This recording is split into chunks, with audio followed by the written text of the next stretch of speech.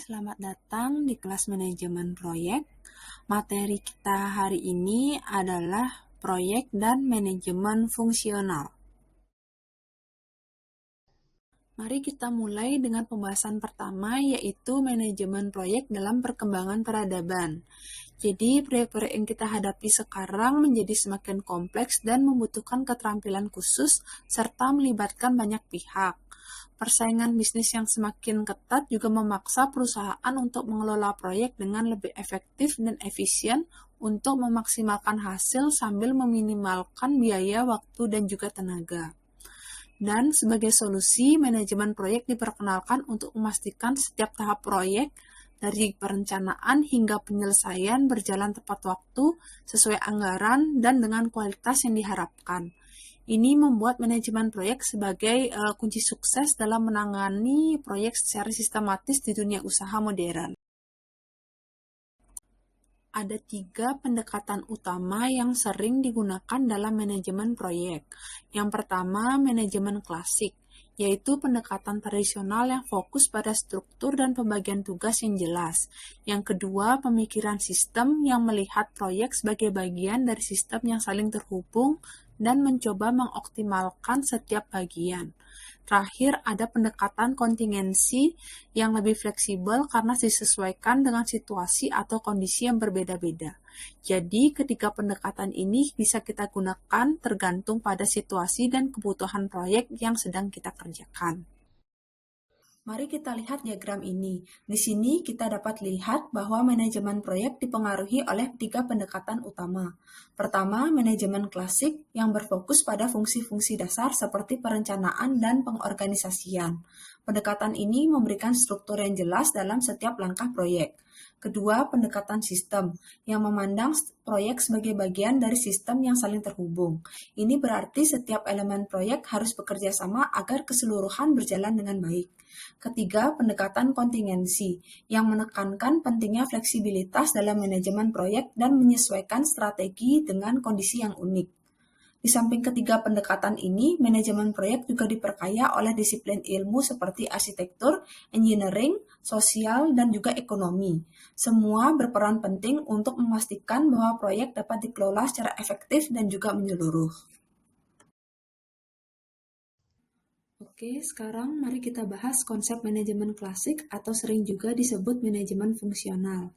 Jadi, menurut Hakons, manajemen adalah proses yang melibatkan beberapa fungsi utama, yaitu perencanaan, pengorganisasian, kepemimpinan, dan pengendalian. Semua kegiatan ini bertujuan untuk memastikan anggota tim dan sumber daya digunakan seefisien mungkin agar tujuan organisasi bisa tercapai.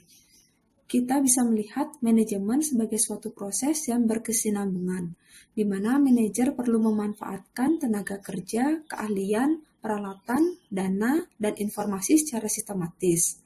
Fungsi manajemen ini terdiri dari 5 elemen utama, yaitu merencanakan, mengorganisir, memimpin, mengendalikan, dan staffing, yang melibatkan perekrutan dan penempatan tenaga kerja. Setiap fungsi ini penting untuk menjaga agar seluruh bagian organisasi bekerja selaras dan tujuan dapat tercapai dengan baik. Prinsip manajemen klasik mencakup berbagai aspek penting yang menekankan struktur dan efisiensi dalam organisasi.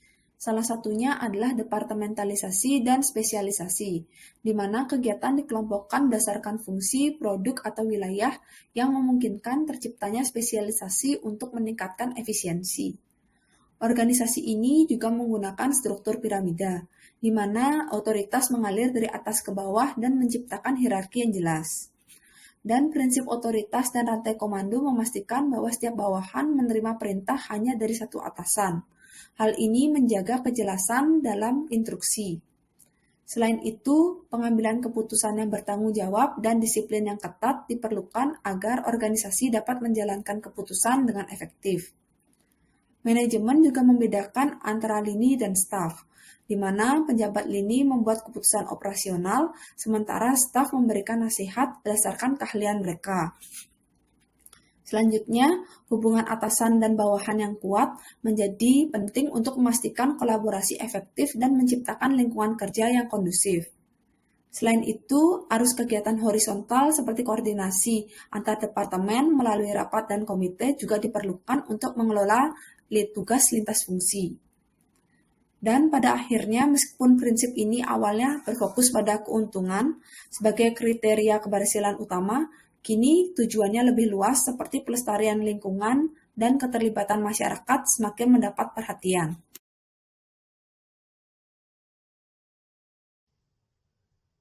Selanjutnya, mari kita bahas mengapa manajemen klasik kadang kurang cocok untuk proyek. Jadi, manajemen klasik ini sangat berhasil untuk mengelola kegiatan operasional rutin, terutama pada lingkungan yang stabil. Tetapi, proyek itu berbeda karena lebih dinamis dan juga kompleks, sehingga pendekatan ini mungkin tidak akan optimal. Terdapat beberapa perilaku proyek yang menuntut pendekatan yang berbeda.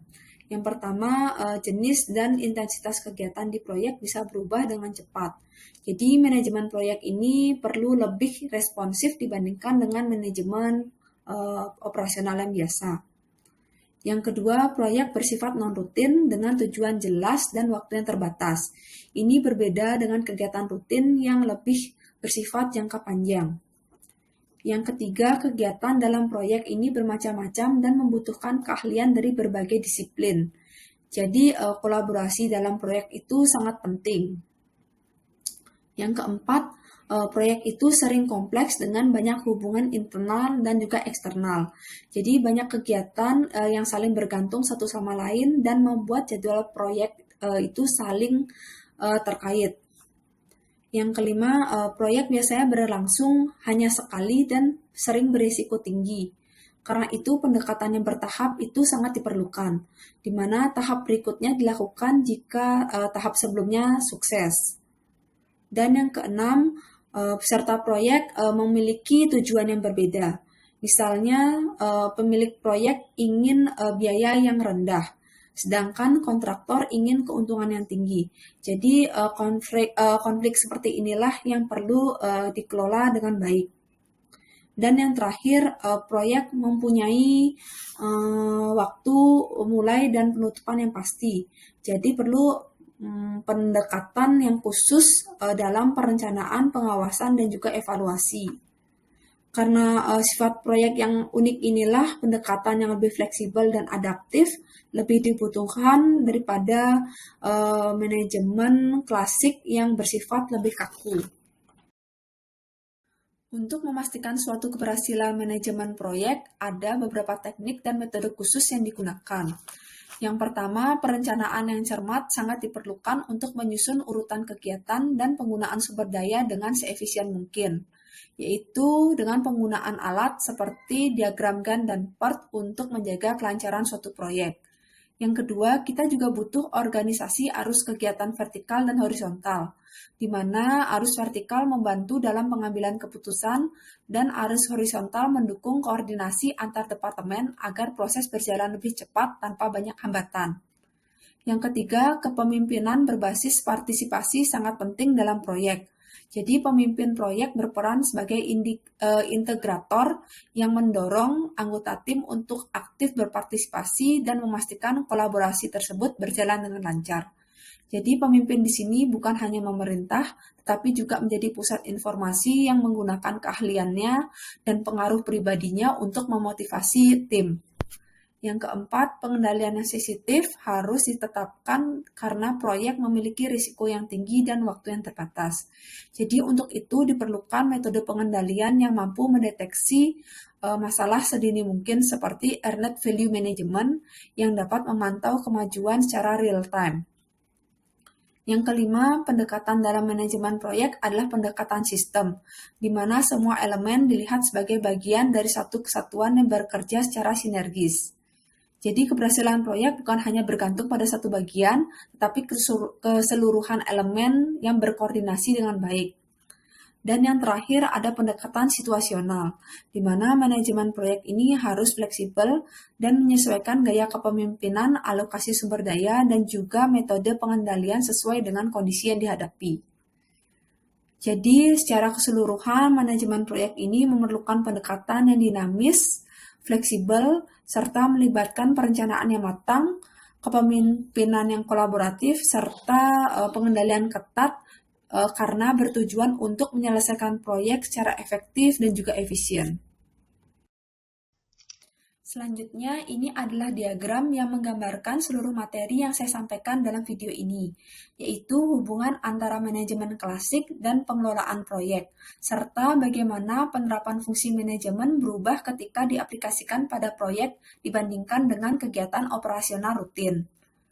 Jadi di diagram bagian atas yaitu manajemen klasik atau manajemen fungsional yang memuat 5 fungsi manajemen, yaitu merencanakan, mengorganisir, staffing, memimpin, dan juga mengendalikan. Kemudian di bagian tengah, diagram menunjukkan perbedaan antara manajemen klasik dan perilaku proyek, khususnya mengenai karakteristik proyek yang menuntut penyesuaian pendekatan terhadap fungsi manajemen. Dan di diagram bagian bawah yaitu penerapan 5 fungsi manajemen terhadap suatu proyek. Jadi dijelaskan mengenai penerapan fungsi manajemen pada proyek yang berbeda dengan pendekatan manajemen operasional. Baiklah, sekian materi kali ini. Dan untuk memperdalam pemahaman kalian, saya punya tugas untuk kalian kerjakan.